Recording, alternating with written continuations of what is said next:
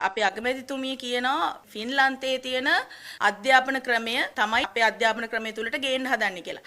නමුත් ඒ කතාවෙන්ම තේරෙනවා අපේ අගමැතිතුමිය අධ්‍යාපන ඇමතිතුමිය මේ ෆින්ලන්තයේ තියෙන අධ්‍යාපන ක්‍රමය ගැන විධිමත් අධ්‍යයනයක් කරන්න නැතුව ඒ පසුබිම හොයලා බලන්න නැතුව තමයි ඒ වගේ දෙයක් අපේ රටට කරන්න යන්නේ කියලා. මොකද ෆින්ලන්තයයි ලංකාවයි අතර ඇත්තටම සංසන්දනය කරන්න බෑ. අපේ රට වගේ 5 ගුණයකින් භූමි ප්‍රමාණය ෆින්ලන්තේ වැඩි වුණාට ජනග්‍රහණය අපිට වඩා 4න් එකක් වගේ ප්‍රමාණයක් තමයි තියෙන්නේ. කියන්නේ ලක්ෂ 50කට වගේ ආසන්න ප්‍රමාණයක් තමයි ජනග්‍රහණය තියෙන්නේ. එතකොට ඒ වගේම තමයි ෆින්ලන්තේ අධ්‍යාපනය වෙනුවෙන් ඒ දල ජාතික නිෂ්පාදනය වෙන් කරන ප්‍රමාණය අපේ රටට සාපේක්ෂව ගත්තහම ගොඩක් වැඩි. දැන් එතුමියන්ලා විපක්ෂයේ ඉන්න කාලේ අරගල කරේම විරෝධතා කරේම අධ්‍යාපනය වෙනුවෙන් වෙන් වෙලා තියෙන මුදල මදියේ 100 ප්‍රමාණය මදි කියලා.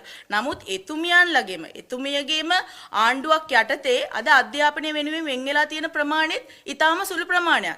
එහෙව් වාතාවරණයක අපේ රටට ෆින්ලන්තේ වගේ අධ්‍යාපන ක්‍රමයක් ගේනවා කියන එක කියනවා. විටක ජනාධිපතිතුමා කියනවා ළමයි 50කට වඩා අඩු ප්‍රමාණයකට ඉන්නවනම් පාසල් වහනවා කියලා. එතකොට ඒ වගේම අය අගමැතිතුමිය පාර්ලිමේන්තුවේදී කියනවා නෑ අපි කිසිසේත්ම පාසල් වහන්නේ නැහැයි කියලා. එතකොට අපිට බයක් තියෙනවා මෙහෙම එකඟතාවයක් නැතුව ජනාධිපතිතුමා අගමැතිතුමිය එකඟතාවයක් නැතුව ඉන්න වෙලාවක මේ ගේන අධ්‍යාපන ප්‍රතිසංස්කරණ කොයිතාක් දුරට අපේ රටේ ප්‍රායෝගික කරන්න පුළුවන්ද කියලා. මොකද මේ අධ්‍යාපන ප්‍රතිසංස්කරණ වල අවසාන දැක්ම අගමැතිතුමියවත් දන්නේ නැහැ. එතකොට බිමේ භෞතිකව පාසල් ටික හැදෙන්නේ නැතුව විශ්වවිද්‍යාල ටික හැදෙන්නේ නැතුව ප්‍රායෝගිකව කරන්න බැරි ප්‍රොජෙක්ට් එකකට තමයි දැන් මේ අත ගහලා තියෙන්නේ කඩිමුඩියේ මම දන්නේ නැහැ. ආසියානු සංවර්ධන බැංකුවෙන් අර දෙන ඩොලර් මිලියන 200 ගණ්ඩද මේ කඩිමුඩියේ මේක ක්‍රියාත්මක කරන්න හදන්නේ කියලා.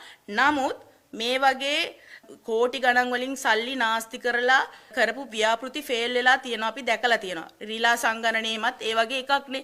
ඒ වගේ දරුවන්ගේ අනාගතේ බිල්ලට දෙන්න බෑ. ඒක නිසා අග්‍රාමාත්‍යතුමියගෙන් අවසාන වශයෙන් ඉල්ලනවා මේ අධ්‍යාපන ප්‍රතිසංස්කරණ විධිමත් විදිහට අපේ රටට ගැළපෙන විදිහට අපේ රටේ සංස්කෘතියට සભ્યත්වයට ගැළපෙන විදිහට මේක කඩිමුඩියේ කරලා අපේ දරුවන්ගේ අනාගතේ බිල්ලට දෙන්න එපා කියන ඉල්ලීම කරනවා.